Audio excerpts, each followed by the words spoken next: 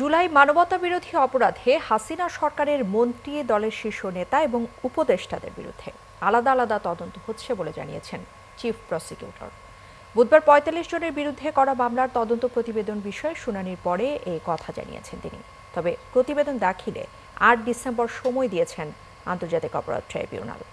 এদিকে হাসিনার বিরুদ্ধে রাষ্ট্রপক্ষের যুক্তিতর্ক উপস্থাপন শেষ হবে আগামী বৃহস্পতিবার। এ বিষয়ে আরও জানাচ্ছেন সৈকত সাদিক।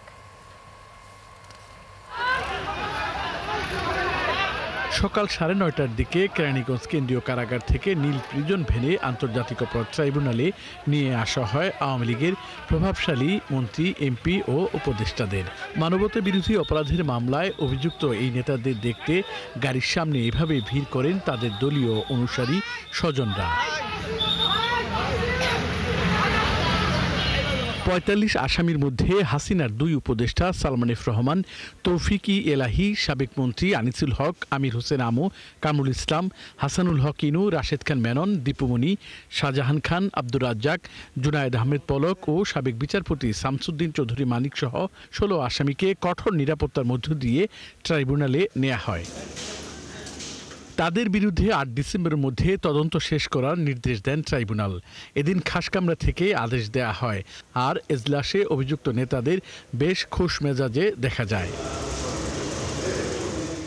পরে চিফ প্রসিকিউটর জানান, এসব আসামিদের বিরুদ্ধে আলাদা আলাদা মামলার তদন্ত হচ্ছে। এইখানে ৪৫ জনকে একসাথে প্রথমে একটা কমপ্লেন্ট রেজিস্টার করে যদিও শুরু হয়, কিন্তু এখানে অনেকের বিরুদ্ধে কিন্তু আলাদা আলাদাভাবে তদন্ত হয়ে তাদের বিরুদ্ধে চার্জশিট দাখিল হয়েছে, ফর্মাল চার্জও দাখিল হয়েছে। এরকম করে ২-৩ করে গ্রুপ করে সবার বিরুদ্ধেই প্রায় তদন্ত রিপোর্ট সমাপ্তির দিকে আছে।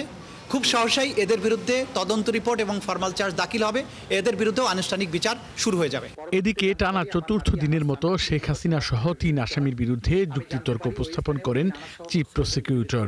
বাংলাদেশ টেলিভিশনে সরাসরি সম্প্রচার হওয়া বিচারে প্রসিকিউশন শেখ হাসিনার বিরুদ্ধে ৫টি অভিযোগ প্রমাণে সাক্ষীদের জবানবন্দি, আইনশৃঙ্খলা বাহিনীর হত্যাকাণ্ড সংগঠনের ভিডিও ফুটেজ তুলে ধরেন। প্রসিকিউশন ট্রাইব্যুনালকে জানান, আরেক দিনের মধ্যেই তারা যুক্তিতর্ক দেয়া শেষ করবেন। সৈকত সাদিক, ৭১, ঢাকা।